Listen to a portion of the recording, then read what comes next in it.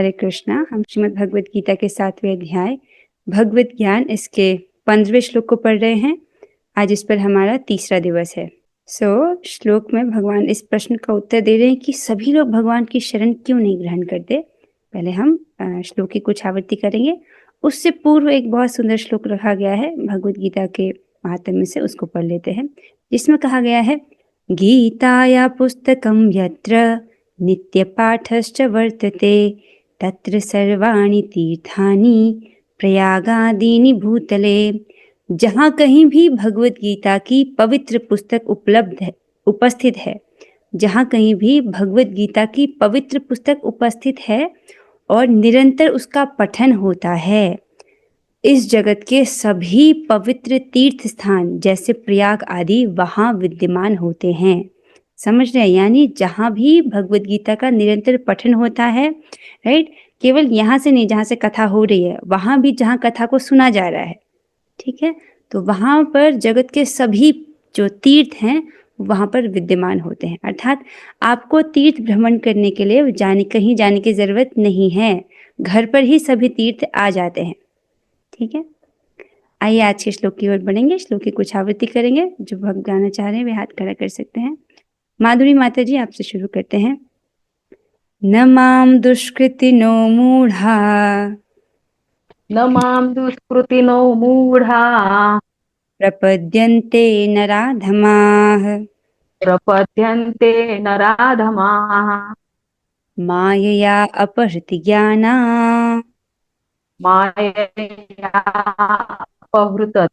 ज्ञाना आसुरं भावमाश्रिताः। आसुरं भावमाश्रिताः। और अच्छे, मधुस्मिता माता जी। न माम दुष्कृतिनो मूढ़ा न मां दुष्कृतिनो मूढ़ा प्रपद्यन्ते नराधमाः प्रपद्यन्ते नराधमाः मायया अपहृति ज्ञाना मायया अपहृतज्ञाना आसुरं भावमाश्रिताः। आसुरं भावमाश्रिताः। बात सुंदर माता जी। संघमृत माता जी, आप गाएं। न माम दुष्कृतिनो मूढ़ा न मां दुष्कृतिनो मूढा प्रपद्यन्ते नराधमाः प्रपद्यन्ते नराधमाः मायया अपहृति ज्ञाना मायया अपहृतज्ञाना आसुरं भावमाश्रिताः। आसुरं भावमाश्रिताः। हरे कृष्ण। बहुत अच्छी माता जी। आगे चलेंगे अब हम। भगवान इस श्लोक में वर्णन कर रहे हैं 4 प्रकार के दुष्कृतिवान लोग, दुष्ट प्रकार के लोग, 4 प्रकार के दुष्ट लोग जो भगवान की शरण ग्रहण नहीं करते। कौन है वे? जो निपट मूर्ख हैं, जो मनुष्यों में अधम हैं, जिनका ज्ञान माया द्वारा हर लिया गया है, तथा जो असुरों की नास्तिक प्रकृति को धारण करने वाले हैं। ऐसे दुष्ट मेरी अर्थात भगवान की शरण ग्रहण नहीं करते। इसी संदर्भ में हम पढ़ रहे थे तात्पर्य को, और कल आपने सुना था मूढ़ व्यक्ति के विषय में और नराधम व्यक्ति के विषय में। लेकिन नराधम व्यक्ति के विषय में जो है चर्चा पूरी नहीं हुई थी, तो हम उसे यहाँ से आज आगे पढ़ेंगे। प्रभुपाद जी बता रहे हैं कि शास्त्रों से पता चलता है कि जब बालक माँ के गर्भ में अत्यंत असहाय रहता है तो वह अपने उद्धार के लिए प्रार्थना करता है और वचन देता है कि गर्भ से बाहर आते ही वह केवल भगवान की पूजा करेगा। संकट के समय ईश्वर का स्मरण प्रत्येक जीव का स्वभाव है, क्योंकि वह ईश्वर के साथ सदा से संबंधित रहता है। किंतु उद्धार के बाद बालक जन्म पीड़ा को और उसी के साथ अपने उद्धारक को भी भूल जाता है, क्योंकि वह माया के वशीभूत हो जाता है। यहाँ तक आप कल पढ़ रहे थे कि जब जीव गर्भ में होता है भगवान से स्तुति करता है, प्रार्थना करता है कि जब मैं बाहर आऊँगा तो मैं इस बार ज़रूर आपका भजन करूँगा, ताकि मुझे दोबारा गर्भ में ना बैठना पड़े। राइट, गर्भ में स्थिति बहुत कष्टपूर्ण होती है, लेकिन बाहर आते ही वो माया के द्वारा वशीभूत हो जाता है, अपने उद्धारक अर्थात भगवान को वो भूल जाता है। ये तो बालकों के अभिभावकों का कर्तव्य है कि उनमें सुप्त दिव्य भावनामृत को जागृत करे। यहाँ पर प्रभुपाद जी कितना महत्वपूर्ण बात कह रहे हैं। कहते हैं कि अभिभावक अर्थात ये पेरेंट्स की जिम्मेदारी है, उनका कर्तव्य है कि जो उनकी संतान है, राइट, उनमें जो सुप्त दिव्य भावनामृत है उसको जागृत करे, उनको एक ऐसा माहौल प्रदान करे जहाँ पर वे भक्ति कर सकें। वर्णाश्रम पद्धति में मनुस्मृति के अनुसार ईश भावनामृत को जागृत करने के उद्देश्य से 10 शुद्धि संस्कारों का विधान है जो धर्म का पथ प्रदर्शन करते हैं, राइट, जो गर्भाधान संस्कार से जो शुरू होता है इस प्रकार से। किंतु अब विश्व के किसी भाग में किसी भी विधि का दृढ़तापूर्वक पालन नहीं होता और फलस्वरूप 99.9 जनसंख्या नराधम है। तो मनुस्मृति में शुद्धि के कई संस्कार बताए गए हैं, लेकिन जो जगत है वो उनका पालन नहीं करते। विवाह संस्कार का ही आजकल कितना कम देखने को मिलता है। तो कह रहे हैं कि क्योंकि वो इन संस्कारों का पालन नहीं करते हैं, शुद्धि संस्कारों का पालन नहीं करते हैं, तो जो 99.9 जनसंख्या है वो तो नराधम है। जब सारी जनसंख्या नराधम हो जाती है तो स्वाभाविक है कि उनकी सारी तथाकथित शिक्षा भौतिक प्रकृति की सर्वसमर्थ शक्ति द्वारा व्यर्थ कर दी जाती है। आप इस बात को समझ रहे हैं। 99.9 जनसंख्या, 99.9% जनसंख्या तक अगर नराधम हो, राइट, तो उनकी किस प्रकार की शिक्षा होगी, राइट। एक पाश्विक सभ्यता में वो लोग जिएंगे, तो ऐसे को क्या होता है, वो भौतिक प्रकृति की सर्वसमर्थ शक्ति द्वारा उनके सभी जो प्रयास हैं वो सब व्यर्थ कर दिए जाते हैं।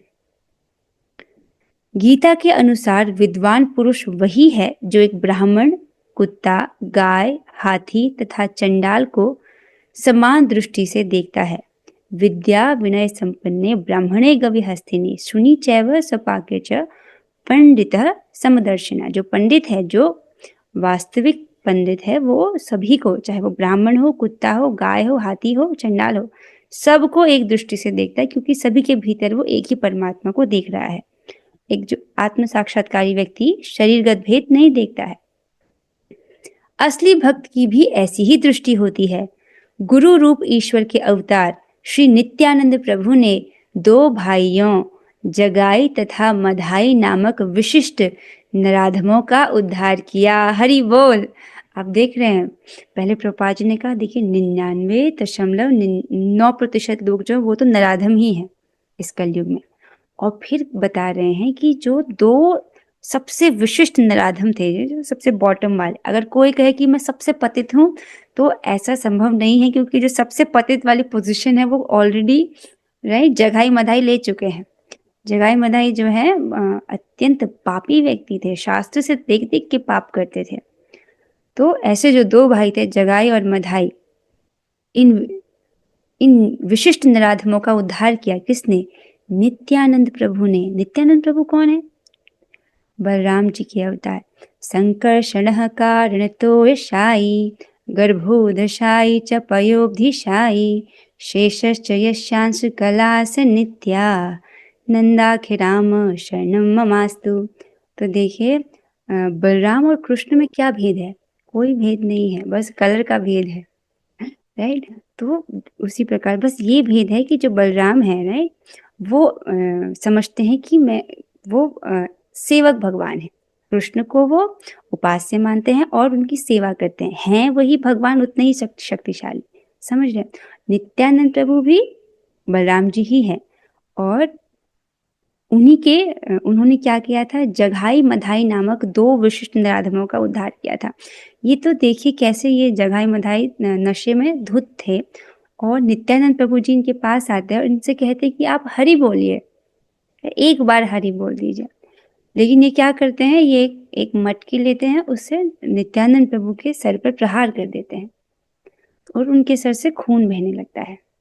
अब जब ये बात पता चलती है महाप्रभु को, तो वो तो क्रोधित होते हैं, और इतना क्रोधित होते हैं कि अपना सुदर्शन चक्र तक वो उपस्थित कर देते हैं। वो तैयार होते हैं इन दोनों असुरों का वध करने के लिए। लेकिन नित्यानंद प्रभु इतने करुणामयी हैं कि वो तब भगवान को स्मरण दिलाते हैं, हे सच्चिदानंद गौर हरि उनको स्मरण दिलाते हैं कि हम इस बार दुष्टों का संहार करने नहीं आए हैं, हम इस बार इन जीवों का उद्धार करने आए हैं। देखिए शरीर नष्ट कर देंगे, राइट। वैसे भगवान अगर जिसको भी वध करते हैं उसको मुक्ति प्राप्त हो जाती है, लेकिन फिर भगवान को स्मरण दिलाते हैं कि हम इस बार इन जीवों को कृष्ण प्रेम देने आए हैं, राइट। आप इनको क्षमा कीजिए। इस प्रकार से भगवान से प्रार्थना करते हैं तो भगवान शांत होते हैं। तो ऐसे नित्यानंद प्रभु इन दोनों पर, राइट, करुणा करते हैं और इनको भक्ति देते हैं। तो जब ऐसे नराधमों का उद्धार हो गया तब हम लोग का उद्धार क्यों नहीं होगा, राइट। आप समझ रहे हैं इस चीज को। अतः जो नराधम भगवान द्वारा बहिष्कृत किया जाता है वह केवल भक्त की अनुकंपा से पुनः अपना आध्यात्मिक भावनामृत प्राप्त कर सकता है। आप समझ रहे हैं इस चीज को। भगवान द्वारा बहिष्कृत किया गया इन द सेंस जो चैतन्य महाप्रभु हैं, जो कि स्वयं भगवान श्री कृष्ण ही हैं, ये तो आप जानते ही हैं। उन्होंने उनको, राइट, वो तैयार थे इन दोनों का वध करने के लिए, लेकिन केवल भक्त की अनुकंपा से जब नित्यानंद प्रभु ने प्रार्थना किया तब जो है भगवान ने उन पर कृपा की। तो इस प्रकार से पुनः जो है उन्हें अपना आध्यात्मिक कृष्ण भावनामृत वो प्राप्त हुआ। ऐसे फिर वो भक्ति में आए। देखिए फिर जब ऐसी घटना उनके जीवन में घटी, उन्होंने देखा कि भगवान स्वयं सामने खड़े हैं और सुदर्शन चक्र लेकर, राइट, हमारा वध करने पर आ चुके हैं। और तब जब उन्होंने देखा कि नित्यानंद प्रभु ने हमें बचा लिया, इससे उनका हृदय परिवर्तन हुआ। नित्यानंद प्रभु की उन पर कृपा हुई। फिर वो प्रतिदिन 2 लाख हरिनाम जप करते थे। आप समझ रहे इस चीज को। कैसी तो कृपा होगी कि वो ऐसा व्यक्ति जो एकदम पापी है, एकदम जो भोगों में पड़ा हुआ है, सीधे 2 लाख हरिनाम जप पे पहुंच गया। हमको प्रभुपाद जी ने बोला कम से कम 16 माला करना है, तो उस पे तो रोज करना ही चाहिए उसको बहुत अच्छे से। श्री चैतन्य महाप्रभु ने भागवत धर्म का प्रवर्तन करते हुए संस्तुति की है कि लोग विनीत भाव से भगवान के संदेश को सुने। इस संदेश का सार भगवद गीता है। विनीत भाव से श्रवण करने मात्र से अधम मनुष्यों का उद्धार हो सकता है। ये बहुत सुंदर और गंभीर बात है। एक बार इसको पढ़ लेते हैं, फिर इसको पर वापस आ रहे हैं। विनीत भाव से अर्थात विनम्रता से श्रवण करने मात्र से अधम मनुष्यों का उद्धार हो सकता है, किंतु दुर्भाग्यवश वे इस संदेश को सुनना तक नहीं चाहते। परमेश्वर की इच्छा के प्रति समर्पण करना तो दूर रहा, ये नराधम मनुष्यों के प्रधान कर्तव्य की डटकर अपेक्षा करते हैं। देखिए बहुत सुंदर बात प्रभुपाद जी कहते हैं कि महाप्रभु ने हमें क्या शिक्षा दी है। उन्होंने कहा कि आप भगवान के संदेश को विनीत भाव से सुनो। विनीत भाव समझते हैं, विनम्रता से सुनना। विनम्रता से सुनना अर्थात इस बात को स्वीकार करना कि मुझे नहीं पता है, राइट, और उसके बाद फिर प्रामाणिक तौर से उसको स्वीकार करना, प्रामाणिक सोच से सुनना और उस ज्ञान को स्वीकार करना। जैसे जब शुरुआत में स्कूल में जाते हैं, बच्चे को नहीं पता होता कि ABC कैसे दिखते हैं और क्या होता है, तो टीचर कहती है ABC, तो वो स्वीकार कर लेता है। वो ये नहीं पूछता कि A के बाद B ही क्यों आता है, राइट, क्योंकि उसको नहीं पता, तो विनीत भाव से उसको स्वीकार करता है। तो आप देखिए अगर हम बुद्धिमान होते तो अभी हम यहाँ पर इस भौतिक जगत में नहीं होते, हम घर पहुंच चुके होते अभी तक। तो विनम्रता इसलिए भी होनी चाहिए कि हम अपने सामर्थ्य से घर नहीं पहुंच सकते हैं, इसलिए विनम्र भाव से आचार्यों के उपदेशों को, हमें भगवान के संदेश को हमें सुनना चाहिए। और इस संदेश का सार क्या है? भगवद गीता का ज्ञान, ठीक है, इसलिए विनीत भाव से इसको सुनना चाहिए।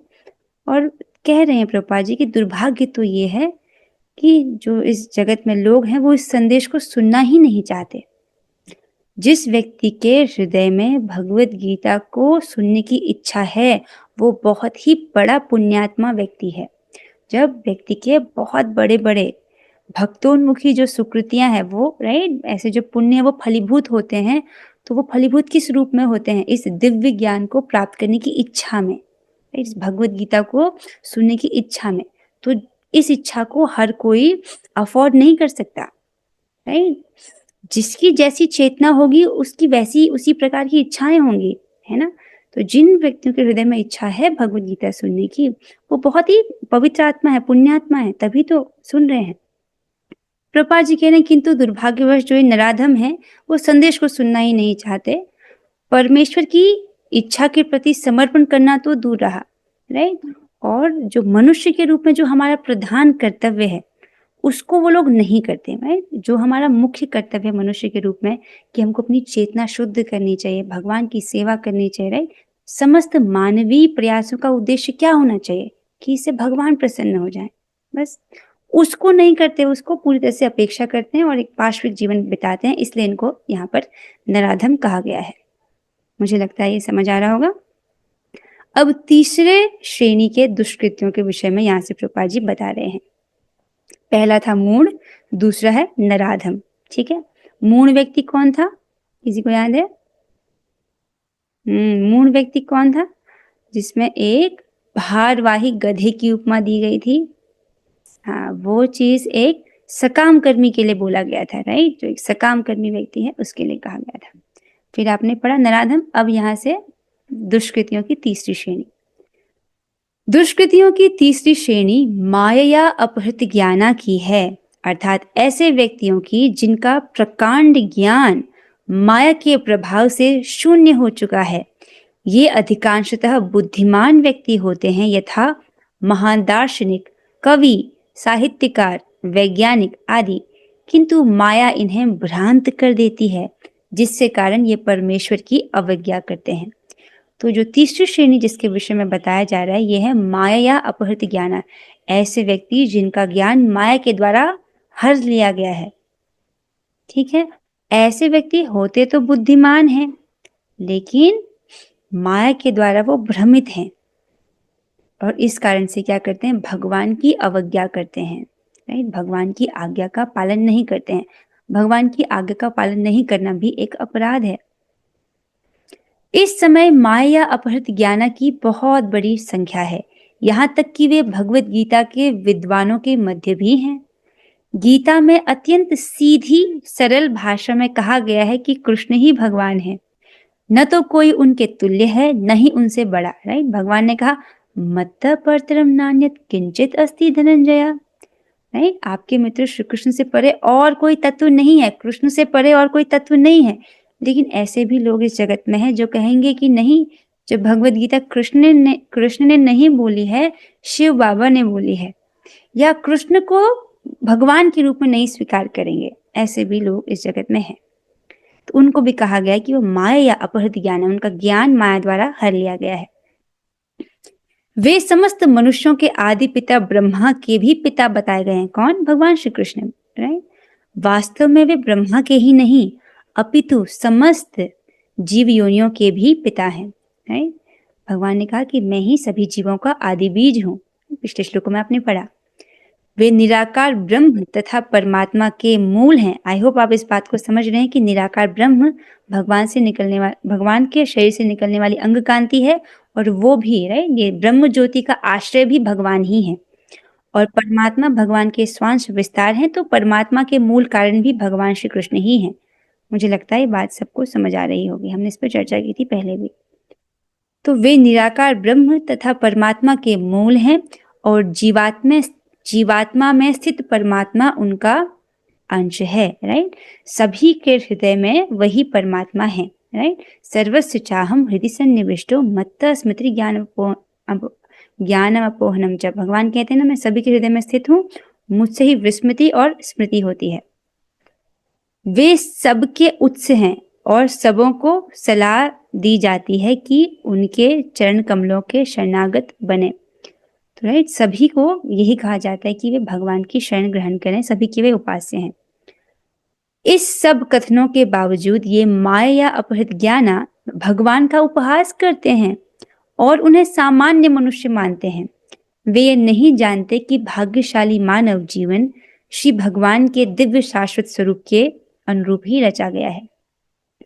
इसको भगवान आगे भी बताएंगे कि जो मूर्ख हैं वो लोग समझते हैं कि मैंने मनुष्य के शरीर का आश्रय लिया हुआ है, जबकि ऐसा नहीं है। भगवान जब इस जगत में लीला करते हैं तो वो नरवत लीला करते हैं, राइट। जैसे माखन चोरी कर रहे हैं, माता यशोदा उनको उखल बंधन लीला में बांध रही है, अपनी माता से भयभीत हो रहे हैं, तो नरवत लीला कर रहे हैं मनुष्य जैसी, राइट। लेकिन वो है सच्चित आनंद। उनका शरीर हमारे जैसा खून हड्डी मांस से नहीं बना रहता, ठीक है। उनका जो शरीर है वो दिव्य है, लेकिन जो ऐसे माया या अपहृत ज्ञान है वो क्या सोचते हैं कि ये कृष्ण कैसे भगवान हो सकता है, इसको नहीं स्वीकार कर पाते वे लोग, राइट। ऐसे कुछ लोग ऐसे होते हैं, वो सोचते हैं कि जो भगवान जो कृष्ण है वो सतोगुण के विकार हैं, इस प्रकार से भी कोई लोग समझते हैं। तो ऐसे लोग जिनका जो इस प्रकार से जिन जो भ्रांत है उनको माया के द्वारा वो भ्रमित कर दिए गए हैं। आप समझिए, जब भी कोई व्यक्ति आध्यात्म के जीवन में आगे बढ़ता है तो वहां से दो प्रकार से वो गिर सकता है। दो, राइट, आध्यात्म के पथ पर चल रहे हैं लेकिन दो प्रकार से पतन हो सकता है। पहला तो है सैद्धांतिक पतन, ठीक, उसको सिद्धांत ठीक ठीक से नहीं समझ आया है। और दूसरा है नैतिक पतन। नैतिक पतन अर्थात जो नित्य नियम बताए गए हैं, जैसे आपको 4 नियम बताए गए हैं ना, मांस नहीं खाना, जुआ नहीं खेलना, अवैध स्त्री पुरुष संग नहीं करना, और चौथा क्या है, किसी भी प्रकार का नशा नहीं करना। ये तो हो गए नित्य नियम जो बताए गए हैं। तो पतन अर्थात वो इन नियमों को नहीं कर पाया, उससे वो गिर गया। तो जब नैतिक पतन होता है तो व्यक्ति को बोला जाता है कि दोबारा से खड़े हो और वापस उस रास्ते पर चलो। तो नित्य जो नैतिक पतन है वो कैसा है कि एक रोड पर चल रहा है व्यक्ति, वो रोड से गिर गया, तो गिरने पर उसको बोला जाता है कि तुम दोबारा से खड़े हो और जल्दी से वापस उसी रास्ते पर चलो।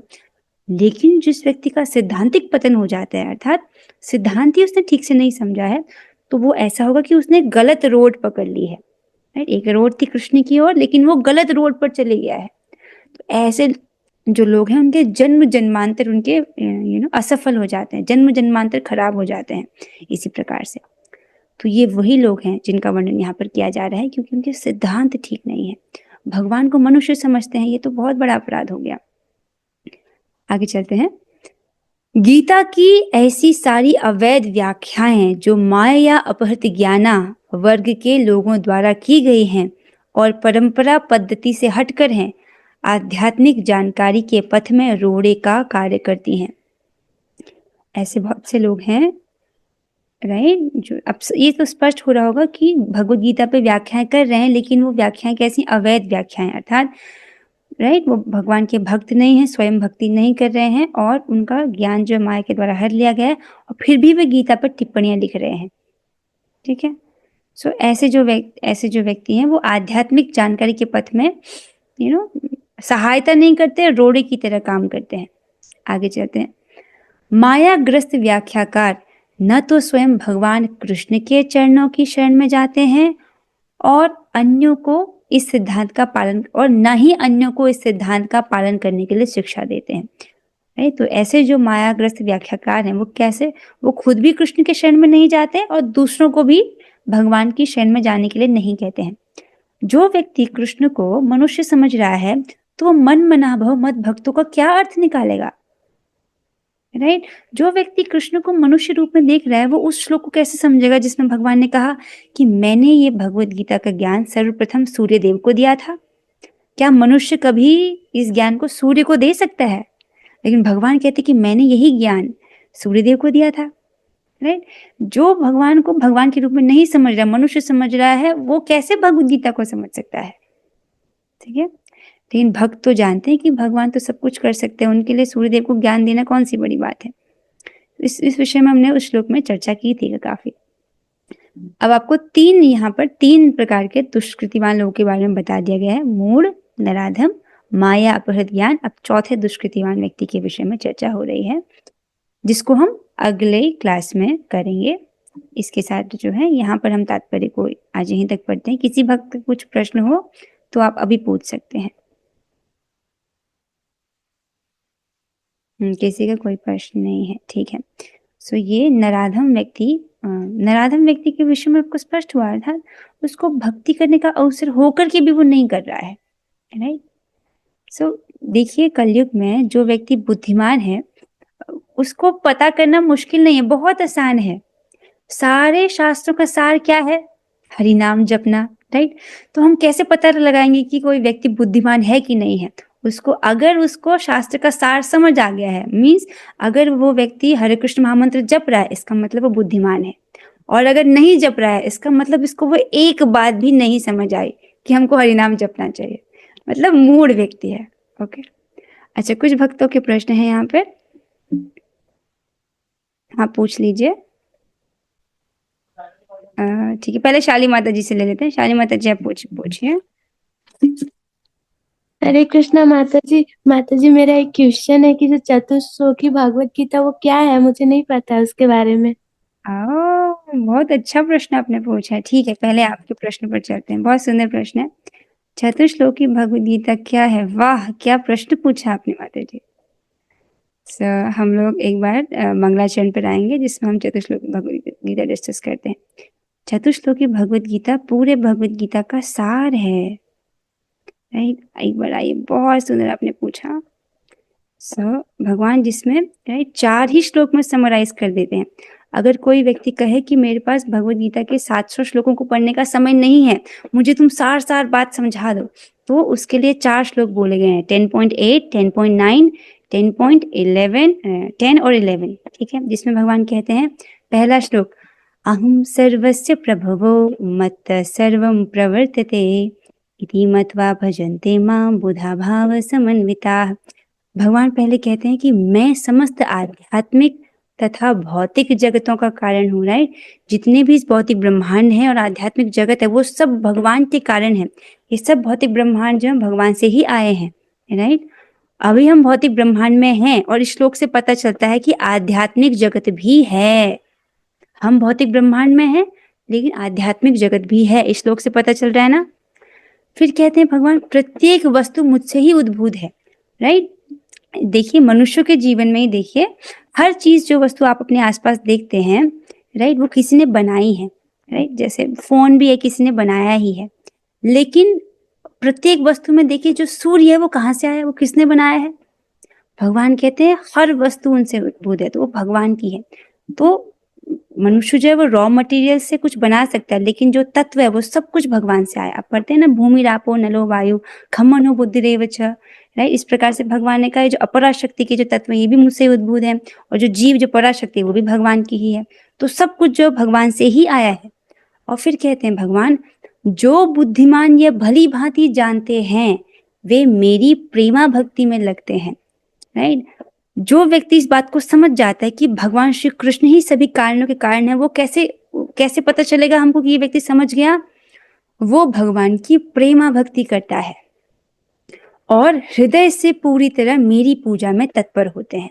तो जो व्यक्ति समझ पाते हैं इस चीज को, वो एक्शंस में कैसे क्या दिखेगा कि वो भगवान की भक्ति कर रहा होगा, भगवान का प्रसाद खाएगा, भगवान का जप करेगा, वो चीज जिससे कृष्ण प्रसन्न हो उसे करेगा। राइट, फिर भगवान कहते हैं, फिर अब भगवान अपने शुद्ध भक्तों के विषय में वर्णन करते हैं। अच्छा, ऐसे जो व्यक्ति हैं जो आपकी प्रेमा भक्ति में लगते हैं वो कैसे होते हैं, जरा उनके विषय में बताइए। तो भगवान कहते हैं, मत चित्ता मत गत प्राणा बोधयन्तः परस्परम कथयन्तश्च माम नित्यम तुष्यन्ति च रमन्ति च। मेरे शुद्ध भक्तों के विचार मुझ में वास करते हैं, अर्थात वे हमेशा मेरे ही विषय में सोचते रहते हैं। उनके जीवन मेरी सेवा में अर्पित हैं। उनका जीवन कैसा है?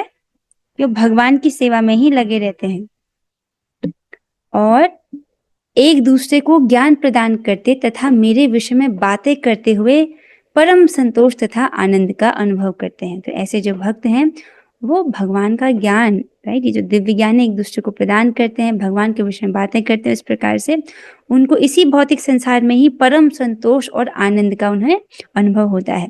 भगवान इसी भगवद गीता में कहते हैं कि ये जो जगत है ये दुखालय है, लेकिन इस दुखालय में भी कौन व्यक्ति है जो आनंद का अनुभव करते हैं?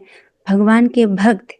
राइट, जो भगवान के विषय में चर्चा करते हैं, भगवान की कथा सुनते हैं, उनको परम संतोष और आनंद का अनुभव होता है। ठीक है, फिर भगवान कहते हैं, जब अगर इस प्रकार से हम अगर आपकी प्रीति पूर्वक भजन करते हैं भगवान, तो उससे क्या लाभ होगा? तो भगवान कहते हैं, तेषां सतत युक्तानां भजतां प्रीति पूर्वकम ददामि बुद्धि योगम तम येन माम उपयान्ति ते। जो प्रेम पूर्वक मेरी सेवा करने में निरंतर लगे रहते हैं उन्हें मैं ज्ञान प्रदान करता हूँ जिसके द्वारा वे मुझ तक आ सकते हैं। आप समझ रहे हैं, हमको बस भगवान की सेवा करनी है। आगे हमारा उद्धार कैसे होगा, हमारा हृदय शुद्ध कैसे होगा, कैसे हम इस भौतिक जगत को पार करेंगे, वो सब कृष्ण की जिम्मेदारी है। हमको बस कृष्ण की प्रेम प्रीति पूर्वक सेवा करनी है, जो कि मुश्किल नहीं है। अम्बरीश महाराज जी के उदाहरण से आप समझते हैं कि क्या करना है। अपनी सभी इंद्रियों को भगवान की सेवा में लगाना है, आंखों से भगवान के श्री विग्रह का दर्शन करना है, जीभ से उनका प्रसाद खाना है, वाणी से भगवान के नाम का गुणगान, उनकी कथा का गुणगान, उनके धाम का गुणगान करना है, राइट। कान से भगवान की कथा श्रवण करना है, हाथ से भगवान का मंदिर मार्जन करना है, पैर से भगवान के मंदिर तक जाना है, राइट। भगवान के दर्शन करने, उनके मंदिर, उनसे मिलने जाना है, और भगवान के भक्त को प्रणाम करना है, भगवान को प्रणाम करना है। इस प्रकार से और अम्बरीश महाराज ने अपनी सभी इंद्रियों को भगवान की सेवा में लगाया, राइट। अपनी इच्छाओं को भगवान की इच्छा को पूरी करने में लगाया। इनमें से कौन सी चीज मुश्किल है, आप मुझे बताइए। आप तो जानते हैं कि ऐसे सभी इंद्रियों को लगाते हैं, कौन सी चीज मुश्किल है, कौन सी चीज कठिन है। हर चीज वो है जो आप कर सकते हो, और हर चीज वो है जो आपके लिए उपलब्ध है, ठीक है। तो इसका मतलब हम कर सकते हैं, राइट। और जो आगे का प्रोसेस है कि कैसे हमारा उद्धार होगा, वो तो कृष्ण की जिम्मेदारी है, ठीक है। तो भगवान कह रहे हैं कि ऐसा जो निरंतर प्रीतिपूर्वक मेरी सेवा में लगे रहते हैं, उन्हें मैं ज्ञान प्रदान करता हूँ, जिसके द्वारा मुझ तक आ सकते हैं। फिर भगवान कहते हैं, तेषामेवानुकंपार्थम अहम अज्ञानजं तमः नाश्यामि आत्मभावस्थो ज्ञानदीपेन भास्वता। फिर भगवान कहते हैं, मैं उन पर विशेष कृपा करने हेतु उनके हृदयों में वास करते हुए ज्ञान के प्रकाशमान दीपक के द्वारा अज्ञान जन्य अंधकार को दूर करता हूँ। तो भगवान दूर नहीं है, हमारे हृदय में ही है। परमात्मा जी आपके हृदय में ही है। और जब वो देखते हैं कि आप निरंतर ही अपनी इंद्रियों से उनकी सेवा में लगे हैं, निरंतर ही प्रेम पूर्वक उनकी सेवा कर रहे हैं, तो आप पर प्रसन्न होते हैं। और जो हमारे हृदय में जो मोह है, राइट, माया के द्वारा जो हमारा ज्ञान ढक लिया गया है, जिस भी प्रकार का ज्ञान है, अनर्थ है, वो सबको भगवान दूर करते हैं। हमको बस भगवान की सेवा करनी है, इतनी बात आपको समझ आ रहा है, बाकी सब भगवान करते हैं। तो भगवान इस प्रकार से विशेष कृपा करके, राइट, ज्ञान के प्रकाशमान दीपक द्वारा अपने ऐसे भक्तों के हृदय में जो अज्ञान जन्य अंधकार है उसको दूर करते हैं। शालिनी माता जी, अब आपको समझ आया? हाँ जी माता जी, थैंक यू। हमने बहुत अच्छा प्रश्न पूछा, वैसे ना सभी भक्तों को एक बार फिर से इसको सुनने का अवसर मिला। ओके, कांता माता जी, आपको प्रश्न पूछना है, पूछिए माता जी। माता जी, जैसे अभी वो बताया ना आपने नित्यानंद प्रभु जी के बारे में, चैतन्य प्रभु जी का तो पता है, मगर जैसे ना आप कभी कभी जैसे इनका मतलब पाठ पढ़ाते हैं भगवत गीता, तो आप चित्र दिखा के ना थोड़ा बताया करें, क्योंकि मंदिर में जाते हैं तो चित्र विग्रह देख लेते हैं, याद रहता है, तो मंदिर में हम कभी पाते हैं इसको, तो याद रहेगा थोड़ा। अच्छा, तो आपने नित्यानंद प्रभु का चित्र नहीं देखा है माता जी? आपने देखो देखो, आपको दिखा देती हूँ। नित्यानंद प्रभु जी ये है, ये महाप्रभु हैं, और ये नित्यानंद प्रभु हैं, नीले वाले, राइट, बलराम जी ही हैं, ठीक है। सो ऐसे बताया जाता है, संकर्षण कारण तो शाई। एक्चुअली में ये संकर्षण भगवान के विस्तार है। तो संकर्षण भगवान कौन है? ये फिर से चतुर समूह आ जाएगा विष्णु का। तो संकर्षण भगवान, राइट, उन्हीं से क्या है, उन्हीं से जो कारण सागर में जो महाविष्णु है वो, राइट, उन्हीं का विस्तार है। महाविष्णु के विस्तार गर्भोदक्षाय विष्णु है, गर्भोदक्षाय विष्णु के विस्तार परमात्मा जी हैं, राइट। तो ये जो महाविष्णु के किसके विस्तार है? संकर्षण भगवान के, वही संकर्षण भगवान है नित्यानंद प्रभु के रूप में। सिंपल भाषा में ये बलराम जी ही है, ठीक है। सो बहुत बहुत दयालु है बलराम जी। ये चीज मुझे पता नहीं था माता जी, ये बुक के ऊपर है, जो कौन सा बुक लाए थे ना जिसमें पद्मावली में, उसमें है, पर मुझे पता नहीं था। धन्यवाद माता जी। सबको पता नहीं था? अरे आपने बहुत अच्छा किया कि आपने पूछ लिया, दैट्स वेरी नाइस। ओके, अभी किसी और का प्रश्न है तो वो ले लेते हैं। नहीं है, सबका प्रश्न का हो गया। ओके, इसके साथ हम आज हो रही कक्षा को यहीं पर विश्राम देते हैं। आप सबके सहयोग के लिए बहुत बहुत धन्यवाद। आइए अब हम 3 बार हरे कृष्ण महामंत्र करेंगे। अपने माइक को ऑन कीजिएगा। हरे कृष्णा कृष्ण कृष्ण हरे हरे, हरे राम राम राम हरे हरे,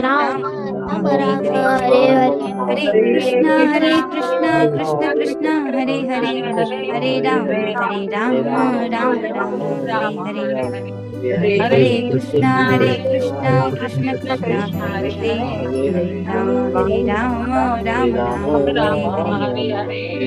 श्रीमद् भगवद गीता की जय, श्री प्रभुपाद की जय, और श्री गुरु गोरंगा। हरे कृष्णा।